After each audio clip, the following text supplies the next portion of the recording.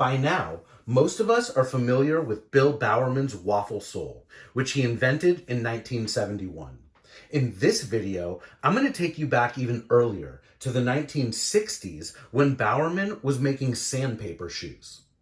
Before we take a look at a couple pairs of shoes, let's check out two books, starting with the one that's opened up right in front of us, which is called 10,000 Years of Shoes. Let's take a look at this shoe right over here that Bowerman built for Wade Bell. Bell ran track at the University of Oregon in the 1960s. Let's see what this book has to say about this sandpaper shoe. Bill Bowerman experimented with a variety of potential outsole patterns and surfaces for his prototype running shoes. This pair, created for University of Oregon track star Wade Bell, features pieces of sandpaper adhered to the sole, as well as notes written by Bowerman about how Wade and the shoe performed. Now let's take a look at another book. This one came out in 2008 when the Olympics were in Beijing, and this book breaks down 100 Nike artifacts having to do with speed. When we open up the book and check out artifact number 7, we'll see a sandpaper shoe, and the book dates it to 1969. Interestingly, when we flip the page and check out artifact number 8, you'll see a waffle iron. But going back to the sandpaper shoe, let's see what the book has to say about it. In his efforts to reduce even more weight from a track spike, Bill Bowerman tried replacing the spikes themselves with sandpaper. Here, he got the weight down to a mere 128 grams.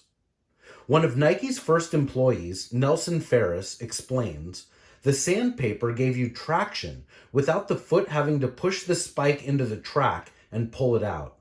That pushing and pulling was an energy loss. Sandpaper would give you just as good a traction so you wouldn't slip."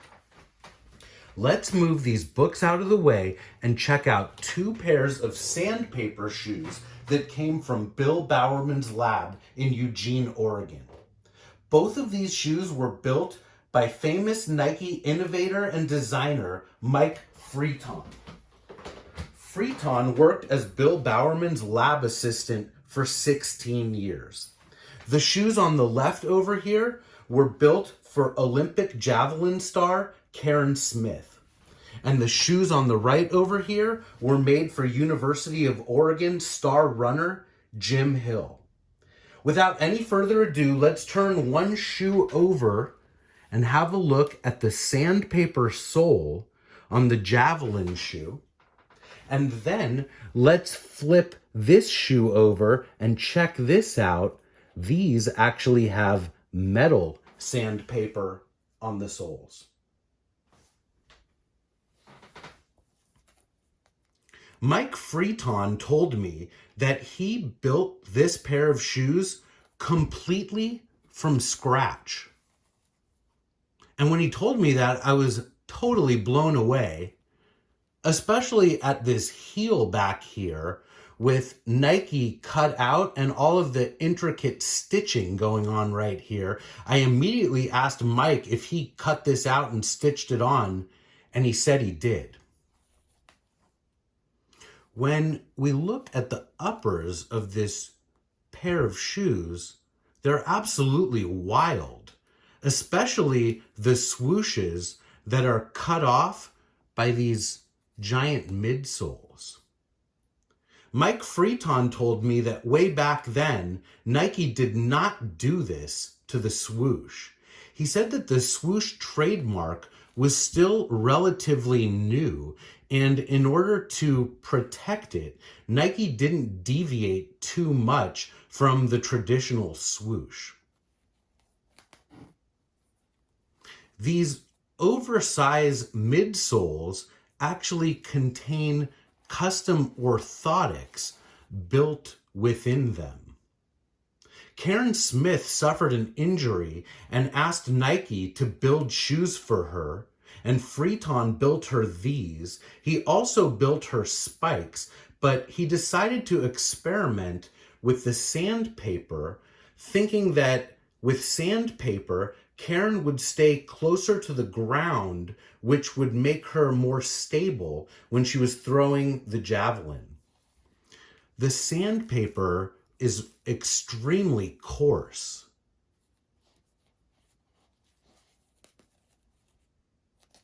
The shoes are red, white, and blue because Karen Smith was an Olympian. And you may have noticed that the shoes actually have mismatched eye stays, red over here and blue over here. And Mike Freeton told me he just wanted to make them fun, make them stand out. He said that Karen Smith is great to work with, super duper fun and down to earth, and he absolutely loved making these shoes for her. Now let's move on to this pair over here that Freeton built for Jim Hill. Mike did not build this pair entirely from scratch. The shoes actually started off as a famous track spike known as the Nike Zoom S2 from 1985. And check out the mismatched swooshes on the uppers of this pair. Blue on the lateral side and red on the medial side. And back then, Nike really didn't do this a whole lot. The reason for the red, white, and blue shoes was because they were inspired by the Olympics from 1984, a year before the Zoom S2 was released. You'll notice that the soles of these shoes are wild. They contain metal sandpaper up here where the spike plate would have traditionally been. Mike Freeton told me that Bruce Kilgore actually tracked down this material at a Home Depot. You may recognize the name Bruce Kilgore. He was the designer of the Air Force One. And then back here, this material is also an industrial sanding material that Mike Freeton says is no longer available. As you can imagine, these shoes wore down very quickly, and also stuff would get embedded in the soles because of the sandpaper and the sanding materials. The uppers of these shoes were made in the USA. We can look on the inside bottom of the tag and see that. They came from Exeter and then went to Beaverton, and then from Beaverton to Bill Bowerman's lab in Eugene. I managed to track down a normal pair of the Nike Zoom S2s without the metal sandpaper modifications. You can see that up at the front they have a 6-spike plate, and then at the back they have these little cones that look like pyramids for traction. But there's no way that these shoes had any sort of traction like these ones right here.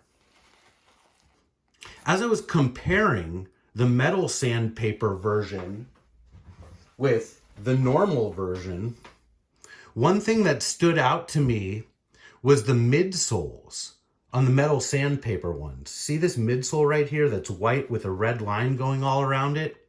I asked Mike Freeton about it, and he told me that he made the midsoles using a belt sander, that he put foam on a table and used a belt sander and handmade the midsoles for these shoes, which is very, very cool.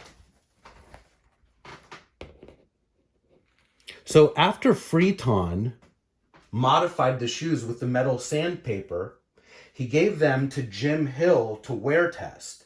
And Jim said that he found the shoes light, responsive, and with superior traction due to the unique metal sandpaper.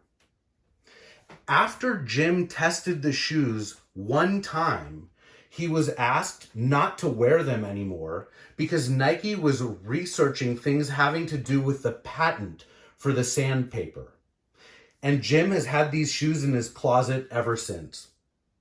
Both of these pairs of Sandpaper shoes are currently up for auction at Sotheby's right now.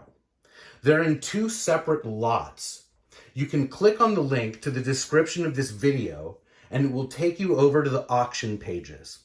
Check them out. Good luck bidding. It's been a real pleasure walking you through these 2 pairs of Sandpaper shoes from Bill Bowerman's lab.